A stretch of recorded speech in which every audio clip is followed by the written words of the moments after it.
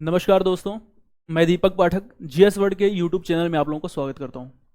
दोस्तों, जैसा कि आप लोगों को पता है 65वीं बीपीएससी का नोटिफिकेशन आ गया है और इस बात को ध्यान में रखते हुए जीएस वर्ड संस्थान के द्वारा एक ऑनलाइन प्रोग्राम चलाया जा रहा है।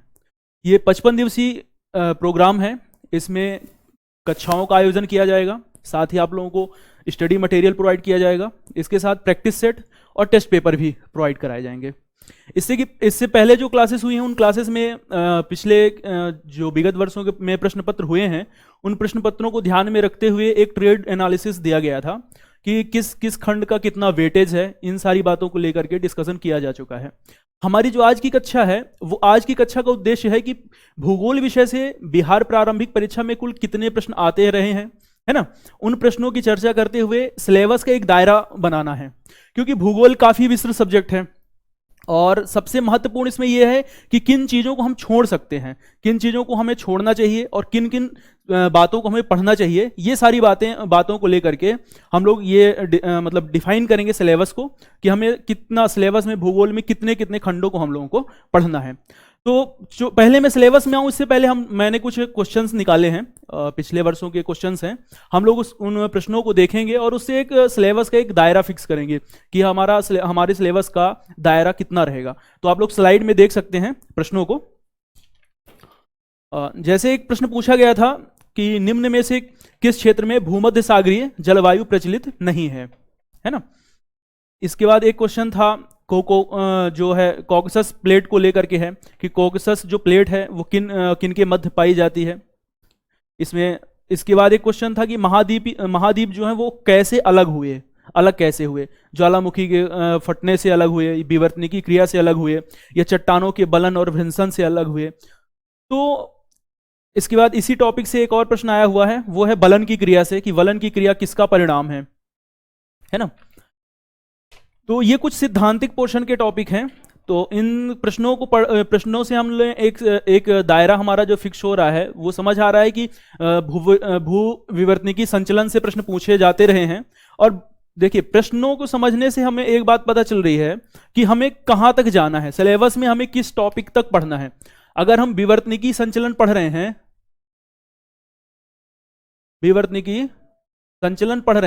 तो हमें विवर्तनिकी संचलन में कहां तक हमें जाना है। बहुत ज्यादा डेप्थ की जानकारी नहीं है। जैसे कुछ और प्रश्न हैं, आप उनको देख सकते हैं, इंडियन ज्योग्राफी से रिलेटेड हैं, कि उन प्रश्नों में वो प्रश्न कहां से आए हैं। तो आप लोग देखिएगा स्लाइड पे। जैसे एक प्रश्न आया हुआ है कि निम्न में से कौन सा मेघालय पठार का अंश नहीं है। फिर एक प्रश्न है, वह दर्रा जो सर्वाधिक ऊंचाई पर अवस्थित है। इसके बाद एक प्रश्न आया हुआ है, वो है करेवास मृत्तिका जो जाफरान के उत्पादन के लिए उपयोगी है, पाई जाती है, किन क्षेत्रों में इसका विस्तार है ना। किस मिट्टी में केशिका सबसे अधिक प्रभावशाली होती है। एक और प्रश्न आप देख सकते हैं, निम्नलिखित किस पहाड़ी पर पूर्वी घाट पश्चिमी घाट से मिलता है। तो जो इस तरह से प्रश्न आए हुए हैं, इन प्रश्नों से अगर विगत वर्षों के हम प्रश्नों को देखते हैं तो हमें एक बात बहुत साफ समझ में आती है कि भूगोल विषय में जो आपका भारतीय भूगोल वाला खंड है, इंडियन ज्योग्राफी है, वहां से सबसे अधिक प्रश्न पूछे जाते हैं। इंडियन ज्योग्राफी के बाद जो सैद्धांतिक पोर्शन है वहां ब्रह्मांड टॉपिक से भी प्रश्न पूछे जा रहे हैं। जैसे सौर मंडल पे आया हुआ एक क्वेश्चन आया हुआ है, निहारिका से एक प्रश्न आया हुआ है। उसके बाद अक्षांश देशांतरी समय पे भी एक प्रश्न पूछा जा चुका है, जैसे काहिरा का समय क्या है, इस पे एक क्वेश्चन आया हुआ है ना। तो हम एक रेंज लेकर के चलते हैं कि हमें पाठ्यक्रम का हमारी क्या रेंज होगा, हम इस रेंज में हम लोग किस प्रकार से पाठ्यक्रम का विश्लेषण करेंगे, ये सारी चीजें हम लोग पढ़ेंगे। तो आइए हम लोग शुरू करते हैं। हम लोग सबसे पहले इंडियन ज्योग्राफी पढ़ेंगे, क्योंकि इंडियन ज्योग्राफी से सबसे ज्यादा प्रश्न पूछे जाते रहे हैं। तो भारतीय भूगोल में भारत का भूगोल,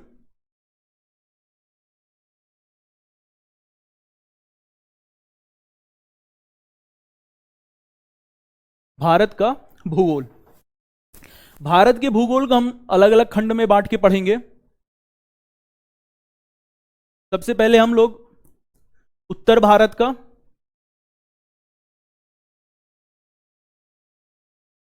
पर्वतीय क्षेत्र, उत्तर भारत का पर्वतीय क्षेत्र, इसकी चर्चा करेंगे। यहां पर हिमालय पर्वतीय क्षेत्र की बात की जाएगी। यहां हम जो महत्वपूर्ण पर्वत श्रृंखलाएं हैं इनकी बात करेंगे। इसके बाद महत्वपूर्ण चोटियां जो हैं,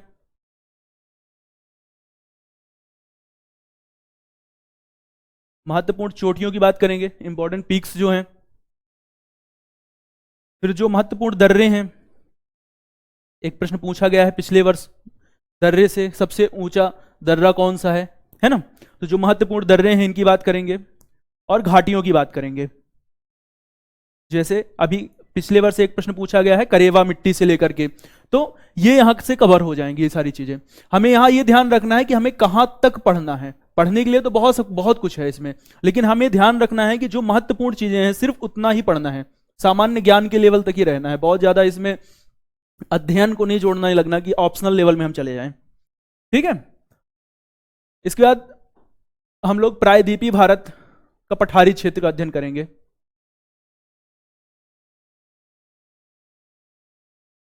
प्रायद्वीपीय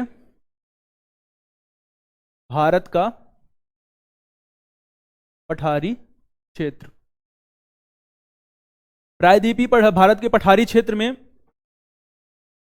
केंद्रीय उच्च भूमि,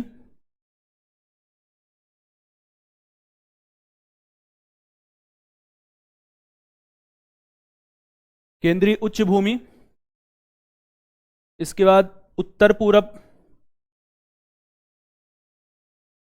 पूर्वी पठार, है ना। उत्तर पूर्वी पठार के बाद पूर्वी पठार, हम मेघालय का पठार की चर्चा करेंगे।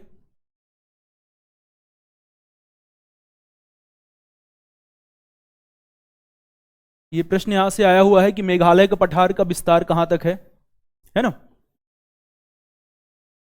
इसके बाद दक्कन ट्रैप और दक्षिणी पर्वतीय क्षेत्र।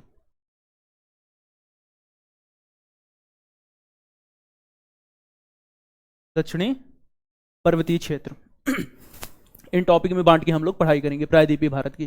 केंद्रीय उच्च भूमि, केंद्रीय उच्च भूमि में अरावली पर्वत के बाद के पूरब में जो विस्तार है देखेंगे हम लोग। यहां पर मेवाड़ का पठार, मालवा का पठार, इसके बाद बुंदेलखंड का पठार, भांडेर खंड का और बाघेल खंड का पठार। फिर विंध्यन पर्वत, नर्मदा घाटी, है ना, सतपुड़ा घाटी, इन सब की चर्चा कर लेंगे। यहां पर हम लोग छोटा नागपुर और छत्तीसगढ़ महानदी बेसिन, है ना, और इसके बाद दंडकारण्य के पठार की चर्चा कर लेंगे। ऐसे पूर्वी पठार, दक्कन ट्रैप और आपके दक्षिणी पर्वतीय क्षेत्रों की चर्चा करेंगे। यहां से एक प्रश्न आया हुआ है कि पूर्वी घाट पश्चिमी घाट का मिलन स्थल किस जगह पे है ना। तो इन सारी बातों की हम लोग चर्चा करेंगे यहाँ पे। प्रायद्वीपीय पठारी क्षेत्र के बाद हम लोग तटीय मैदान, तटीय मैदान, पूर्वी तट और पश्चिमी तट, पूर्वी तट और पश्चिमी तट की बात करेंगे। ठीक है। तटीय मैदान में पूर्वी तट और पश्चिमी तट की बात कर लेंगे। फिर भारत का द्वीपीय क्षेत्र जो है, भारत का द्वीपीय क्षेत्र, इसकी चर्चा करेंगे। ठीक है। ये सारी चीजें जो हैं तो भारत के प्राकृतिक विभाजन या भू आकृतिक विभाजन के अंतर्गत आती हैं। भू आकृतिक विभाजन, भू आकृतिक विभाजन के अंतर्गत आती हैं। तो यहां एक सामान्य सा हम लोग मैप के माध्यम से अध्ययन करेंगे और मैप की सहायता से ये पूरी पढ़ाई करेंगे। यहां से बिहार प्रारंभिक परीक्षा में लगभग 2 प्रश्न तो फांसी जाते हैं, तो इसको अच्छे से डिटेल में पढ़ना है। इसके बाद जो एक टॉपिक हमारा है वो प्राकृतिक विभाजन में जो एक टॉपिक छूट रहा है वो टॉपिक है उत्तर भारत का मैदान, या हम कह सकते हैं गंगा सिंधु का मैदान। जो आपका सिंधु गंगा का मैदान है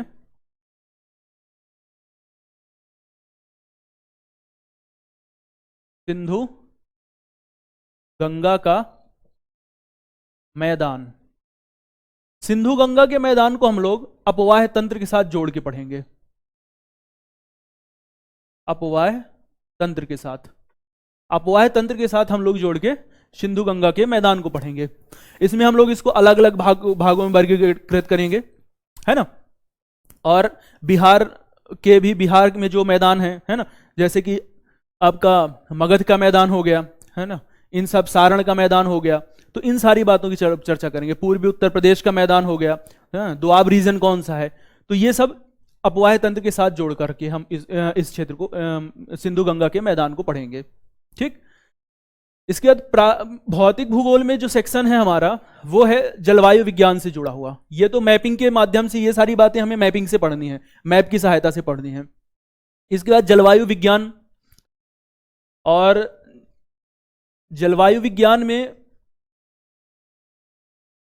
हम लोग भारतीय मानसून की चर्चा करेंगे, है ना। मानसून में मानसून पूर्व स्थिति,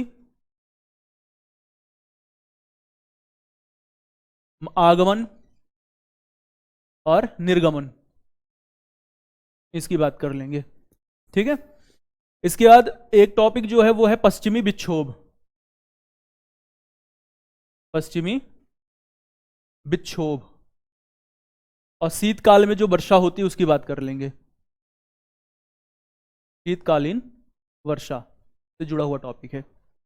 बहुत ही संक्षिप्त इसकी पढ़ाई करनी है कि जैसे मानसून हम लोग पढ़ेंगे, मानसून आगमन से पूर्व कैसी स्थितियां बनती हैं, नॉर्वेस्टर क्या होता है, आम्र वृष्टि क्या होती है, लू किन क्षेत्रों में चलती है, इन सारी बातों की चर्चा कर लेंगे। ठीक है। आगमन से पहले कौन सी स्थिति बनती है, जेट स्ट्रीम है तो वो जेट स्ट्रीम का उस समय उत्तरायण किस प्रकार से होता है, ये सामान्य बातों को सिर्फ देख लेंगे यहाँ पे। इसके बाद आगमन देख लेंगे, शाखाएं कौन कौन सी हैं, और निर्गमन की कब स्थिति कैसी बनती है, ये सारी बातों की हम लोग यहाँ पे चर्चा कर लेंगे। फिर हम लोग देखेंगे भारत में शीतकाल में वर्षा होती है तो किस तरह से होती है ना। पश्चिमी विक्षोभ की हम लोग चर्चा कर लेंगे। मावट क्या है उसकी बात करेंगे, यहां से एक प्रश्न आया हुआ है मावट से बीपीएससी में, तो सामान्य से हम लोग बात करेंगे यहां पे। जलवायु विज्ञान के बाद जो एक टॉपिक है वो है मृदा से संबंधित। बिहार प्रारंभिक परीक्षा में मृदा से लगभग हर साल प्रश्न पूछे जाते रहे हैं, लगभग हर साल 1-2 प्रश्न पूछ ही लिए जाते हैं। कई बार ये बिहार प्रारंभिक परीक्षा से संबंधित होता है, बिहार स्पेशल से संबंधित होता है ना। कई बार ये भारत की मृदाओं, तो इसमें हम लोग एक सामान्य सा सिद्धांत पढ़ लेंगे कि मृदाओं का रासायनिक वर्गीकरण कैसे होता है। सबसे पहले हम लोग देखेंगे, वर्गीकरण करेंगे, है ना। वर्गीकरण में हम लोग देख लेंगे कि रासायनिक विशेषताओं के आधार पर कर लेंगे, रासायनिक विशेषताओं के आधार पर, और उसके बाद विस्तार के आधार पर, विस्तार के आधार पर। यहां हम लोग देखेंगे कि किस प्रकार की मृदा का विस्तार कहां पे है, और यहां हम देखेंगे जैसे अगर लाल मृदा है तो उसकी कौन कौन से रासायनिक तत्व हो सकते हैं, है ना। लैटेराइट मृदा में कौन से रासायनिक तत्व हो सकते हैं, इन सारी बातों की हम लोग चर्चा करेंगे। मृदा के बाद जो एक टॉपिक है वो है वनस्पति का। वनस्पति, वनस्पति को हम लोग 2 भागों में बांटेंगे। पहले तो भारत की वनस्पति, भारत की प्राकृतिक वनस्पति, है ना। भारत की प्राकृतिक वनस्पति की चर्चा करेंगे। यहां हम लोग देखेंगे वनस्पति के लिए कौन से कारक हैं जो जिम्मेदार हैं, है ना। वनस्पति का विकास किस प्रकार से हुआ है, समशीतोष्ण, शंकुधारी, है ना, समशीतोष्ण, शंकुधारी, तुंद्रा वनस्पति किस क्रम में विकसित हुई है ना। तो यह तो फिर सदाबहार वनस्पति का विकास कहाँ हुआ है। इसके साथ साथ हम लोग बिहार में भी देखेंगे कि बिहार में जो है तो वनस्पति का प्रक्रम किस प्रकार से है। इनके अलावा एक सेक्शन जो है वो है one report. One report, Bharat सरकार की वन रिपोर्ट, ये महत्वपूर्ण टॉपिक है, यहां से भी कभी कभार क्वेश्चन पूछ लेता है, तो हम लोग इसकी भी चर्चा कर लेंगे। वनस्पति वाले टॉपिक के बाद हम लोग खनिज संसाधन की बात करेंगे। खनिज और कृषि। तो पहले कृषि की बात कर लेंगे। कृषि, कृषि भारत में कृषि की बात करेंगे। कृषि में फसल उत्पादन के आधार पर, फसल उत्पादन के आधार पर, है ना, खाद्यान्न फसल, खाद्यान्न फसल, बागवानी और फल फूल सब्जी, इन सब की चर्चा कर लेंगे यहाँ पे। इसके बाद खरीफ, रबी और जायद, इन कौन सी फसलें आती हैं, उत्पादन कहाँ पे कितना होता है, यहाँ से कुछ डेटा से संबंधित जानकारी है, तथ्यात्मक जानकारी, इनकी भी हम लोग बात कर लेंगे क्योंकि यहाँ से प्रश्न लगभग पूछ लेता है। कृषि के बाद जो एक टॉपिक है वो है उद्योग पर आधारित, उद्योग पे।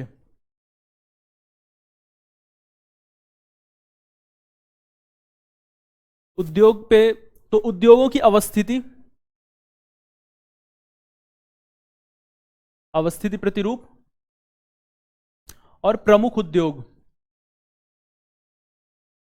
प्रमुख उद्योग, इनकी चर्चा हम लोग कर लेंगे। अवस्थिति प्रतिरूप, कहां पर किन क्षेत्रों में उद्योगों की स्थापना की जा रही है, और प्रमुख उद्योग कौन कौन से हैं, इनका लोकलाइजेशन किन क्षेत्रों पे है, इनकी बात कर लेंगे। इसके बाद एक टॉपिक है वो है खनिज से, यहां से भी प्रश्न पूछे जाते रहे हैं खनिज वाले टॉपिक से। तो खनिज में हम लोग सबसे पहले सैल खनिज संसाधन की बात करेंगे। सैल खनिज संसाधन के बाद है धात्विक खनिज,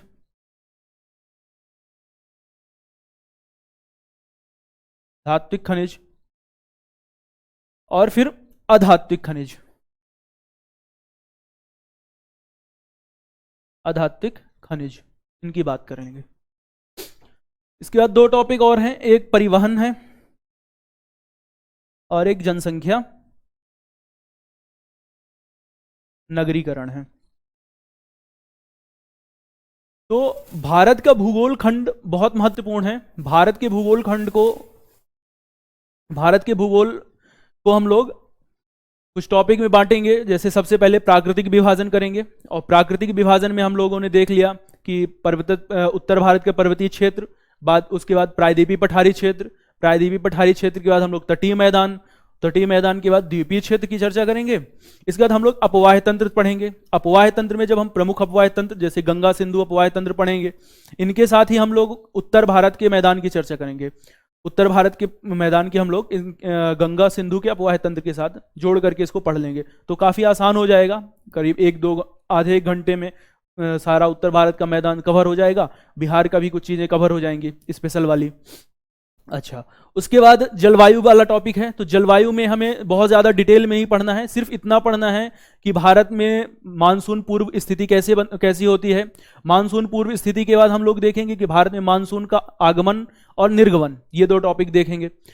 इसके बाद जो मानसून में तीसरा वो जलवायु वाले सेक्शन में जो तीसरा टॉपिक है वो है आपका पश्चिमी विक्षोभ। पश्चिमी विक्षोभ के बाद शीत ऋतु में जो हमारे यहाँ वर्षा का पैटर्न होता है उसकी हम लोग चर्चा करेंगे। क्षेत्रीय नाम क्या है, कैसे हैं। फिर हम लोग कृषि वाला टॉपिक उठा लेंगे। कृषि वाले टॉपिक को करेंगे, वहाँ कुछ तथ्यात्मक जानकारी रहेगी, खाद्यान्न का उत्पादन कहाँ कितना होता है, ये सारी बातें देख लेंगे, है ना। कृषि के बाद हम लोग मृदा वनस्पति और फिर उद्योग, उद्योग के बाद खनिज, परिवहन और जनसंख्या नगरीकरण, इन टॉपिक पे पढ़ाई करेंगे।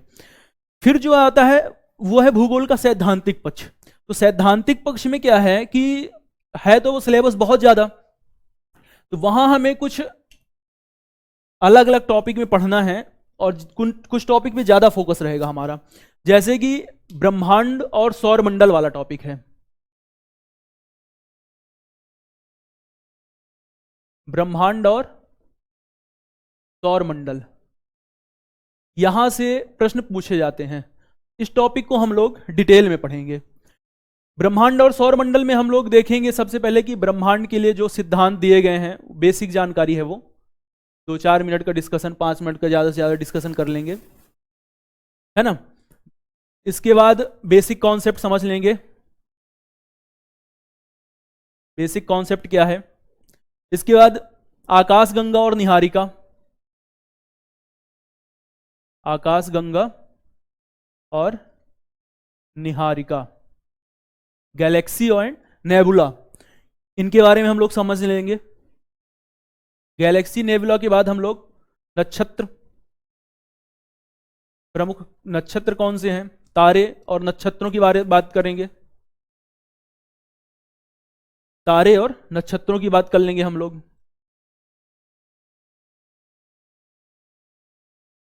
है ना। तारामंडल की बात कर लेंगे, ध्रुव तारा, है ना। ध्रुव तारा की स्थिति को लेकर के हम लोग डिस्कशन कर लेंगे। ध्रुव तारा की स्थिति को लेकर यहां से भी एक बार बीपीएससी में पूछा जा चुका है, ध्रुव तारा की स्थिति को लेकर हम लोग डिस्कस कर लेंगे, ठीक है। इसके बाद सौर मंडल, सौर मंडल की संरचना, सौर मंडल के बारे में पढ़ेंगे। यहां ग्रह, ठीक है, आंतरिक ग्रह, इनको दो भागों में बांट लेंगे हम लोग, आंतरिक ग्रह, है ना, और बाह्य या बृहस्पति ग्रह, इसको जोवियन ग्रह भी कहते हैं, जोवियन ग्रह, आंतरिक ग्रह और बाह्य ग्रह, या जोवियन ग्रह में। इसके बाद क्षुद्र ग्रह, क्षुद्र ग्रह, क्षुद्र ग्रह की चर्चा कर लेंगे, और प्लूटो की चर्चा कर लेंगे। यहाँ पे प्लूटो को ग्रह से क्यों हटाया गया, आईयूसीएन की बैठक कब हुई, है ना, 2006 में, इन सारी बातों को हम लोग यहाँ पे देख लेंगे। क्षुद्र बौने ग्रह, सॉरी ये बौना ग्रह है प्लेटो एक, तो बौने ग्रह की बात करेंगे हम लोग, बौने ग्रह की, और फिर क्षुद्र ग्रहों की हम लोग बात कर लेंगे। बौने ग्रह में हम लोग प्लूटो को देख लेंगे, बौने ग्रह पे हम लोग प्लूटो को देख लेंगे। तो ब्रह्मांड और सौरमंडल वाला टॉपिक है, ये महत्वपूर्ण है, इसकी हम लोग चर्चा करेंगे। इसके बाद है जो दूसरा टॉपिक, वो है पृथ्वी की गतियों से संबंधित, पृथ्वी की, इसमें एक टॉपिक छूट गया, वो है गोल्डीलॉक्स जोन। गोल्डीलॉक्स जोन जो है वो भी ब्रह्मांड सौर मंडल के साथ ही हम डिस्कस कर लेंगे, गोल्डीलॉक्स जोन क्या है ना, इन सारी बातों को तथ्यात्मक हल्का फुल्का डिस्कस करेंगे। फिर हम लोग पृथ्वी की गतियां, पृथ्वी की गतियां टॉपिक चर्चा करेंगे। यहां हम लोग घूर्णन या दैनिक गति, दैनिक गति, उसके बाद परिक्रमण या वार्षिक गति, है ना, इसका ऋतु परिवर्तन के साथ क्या संबंध है, इसकी हम चर्चा कर लेंगे, ऋतु परिवर्तन के साथ। अच्छा, इससे जुड़ा हुआ एक टॉपिक और है, वो है ग्लोब से संबंधित, जैसे हम लोग अक्षांश, अक्षांश, अक्षांश रेखा, अक्षांश, अक्षांश रेखा, है ना, भारत जो प्रमुख कटिबंध हैं, कटिबंध की चर्चा कर लेंगे यहां पर। ऐसे ही देशांतर, देशांतर, देशांतर रेखा, मानक समय, इनकी चर्चा करेंगे। इसके बाद जो भूगोल का सैद्धांतिक पक्ष है, उसमें जियोमॉर्फोलॉजी, क्लाइमेटोलॉजी, ओशनोग्राफी और बायोजोग्राफी आता है। तो अगर हम लोग अलग अलग खंड में बांट के पढ़ाई करेंगे तब तो बहुत सारा समय चाहिए। तो हमें, मैंने जो पहले प्रश्न बताए थे, उन प्रश्नों के माध्यम बताने का मतलब सिर्फ इतना था कि हमें वहां से एक दायरा पता चल रहा है कि जो भौतिक भूगोल है, जो फिजिकल ज्योग्राफी है, उनका दायरा कितना है, कहां तक क्वेश्चन पूछ सकते हैं वो लोग। जैसे जियोमॉर्फोलॉजी में एक बार जो प्रश्न पूछा है उन्होंने, वो एक बार प्रश्न पूछा गया है कहां से, कि वलन की प्रक्रिया से पूछा गया है, कि वलन की प्रक्रिया का परिणाम क्या है, वलन की क्रिया किसका परिणाम है, ठीक है। फिर पूछा गया है कि महाद्वीप कैसे अलग होते हैं। इसके बाद जो आपका कॉकसस प्लेट है उसके ऊपर एक प्रश्न पूछा गया है ना। ऐसे ही जलवायु में क्या है कि भूमध्य सागरीय जलवायु के बारे में पूछ लिया गया है।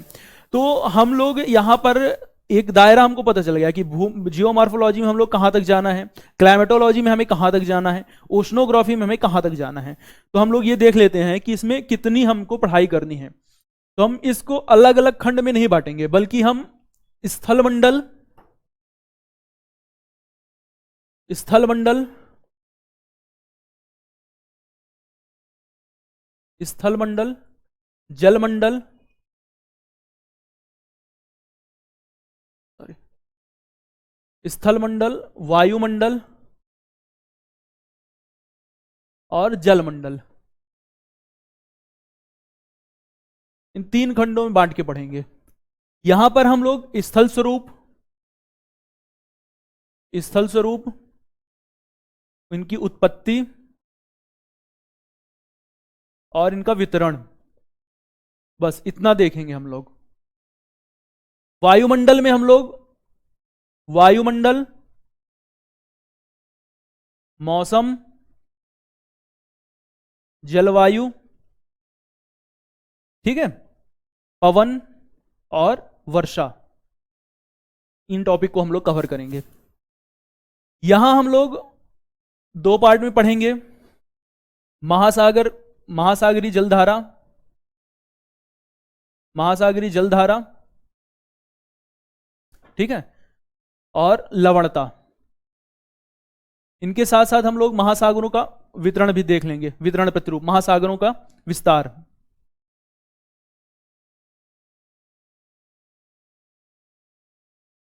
महासागरों का विस्तार, इस खंड में हम लोग बांट के पढ़ाई करेंगे। फिर अब एक टॉपिक बचता है अपना विश्व का भूगोल। विश्व का भूगोल मतलब वर्ल्ड मैपिंग। वर्ल्ड मैपिंग में हम लोग क्या करेंगे कि वर्ल्ड मैपिंग में एक साथ महत्वपूर्ण पर्वत श्रृंखलाएं जो हैं उनका डिस्कशन करेंगे, जो इंपॉर्टेंट पीक्स हैं उनकी बात कर लेंगे, जो पासेस हैं उनकी बात करेंगे, ठीक है। इसके बाद जो औद्योगिक प्रदेश हैं, महत्वपूर्ण मरुस्थल हैं, क्योंकि सीधे सीधे प्रश्न पूछे जाते हैं, सीधे सीधे डायरेक्ट क्वेश्चन पूछ लेगा, टकला मकान मरुस्थल कहाँ पे है, इस तरह से प्रश्न पूछे गए हैं।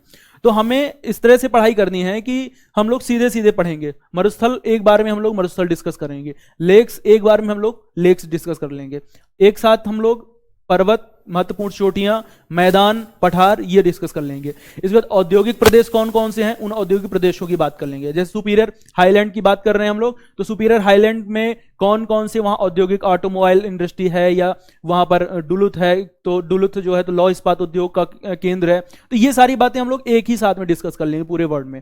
इससे फायदा ये होगा कि कम समय में सारा सिलेबस डिस्कस हो जाएगा। फिर संस्थान की तरफ से आप लोगों को स्टडी मटेरियल प्रोवाइड कराया जाएगा, लिस्ट रहेगी उसमें। स्टडी मटेरियल में कुछ मिसलिनियस टॉपिक भी रहते हैं, तथ्यात्मक इंफॉर्मेशन, वो भी आप लोगों को एक ही साथ प्रोवाइड करा दी जाएगी, ताकि आप लोग एक ही साथ उसको पढ़ लें। 1-2 बार पढ़ेंगे, याद हो जाएगा। फिर आप लोगों को प्रैक्टिस सेट भी प्रोवाइड कराया जाएगा, प्रैक्टिस सेट भी दिया जाएगा, और प्रैक्टिस सेट के साथ साथ टेस्ट पेपर चलेंगे। तो ये सारी चीज़ें आप लोगों के लिए फ़ायदा करेंगी निसंदेह। तो आज का जो क्लास था, आज की क्लास का मेन जो मोटिव था वो सिर्फ इतना था कि हमें भूगोल के खंड में कितनी पढ़ाई करनी है, किन किन सेक्शन में करनी है, और किन बातों को हमें छोड़ देना है। तो मैं समझता हूँ कि आप लोगों को समझ में आ गई होंगी बातें। चलिए ठीक है, धन्यवाद।